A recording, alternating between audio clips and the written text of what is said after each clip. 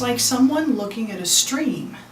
When you walk up to a stream and water's flowing through the stream, you look to see whether there's trash in the stream or whether there's debris, whether there are leaves or grass or seeds or sticks. You look to see what kind of animal life is there. You look to see whether or not there's a lot of silt in the water. You look at whether or not you smell it. You try to see anything that you can observe by looking at it.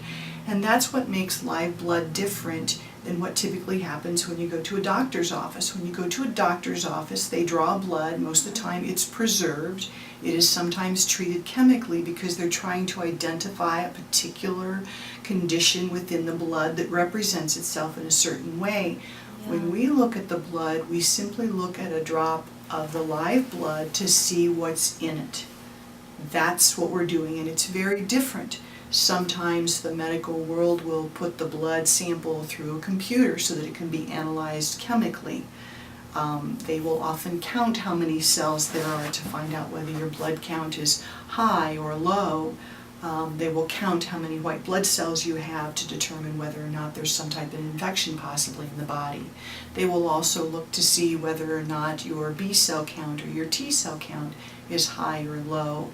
And they may look to see at the condition of the white blood cells, but when they look at the blood, it's in a preserved condition. When we look at the blood, it's alive. And it is an education. It is not an analysis or a diagnosis. It is an education. And that is another thing that's very significant. We are simply educating people and giving them an opportunity to see something that they might not ever see. Okay.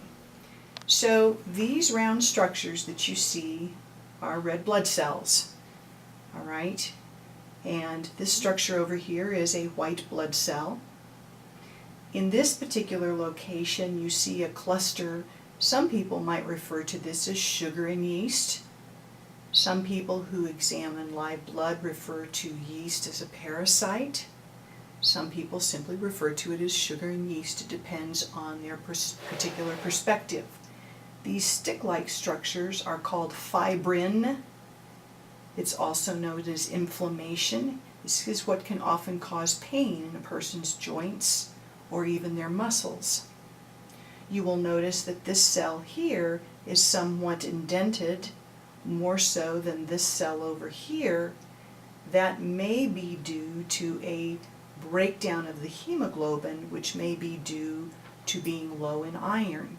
We often recommend that people increase the greens in their diet when we find cells like this. This situation is often a situation where someone is having an allergic reaction to something they're eating. It is often wheat or gluten, and so we encourage people to consider reducing that in their diet.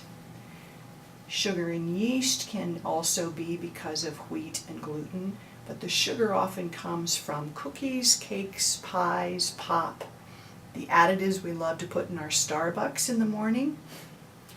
Those kinds of things, when reduced, will often reduce these structures in the blood. And anytime you take out the inflammation and the sugar and yeast, then the fluid in the blood becomes much clearer and cleaner and allows the blood to flow more easily.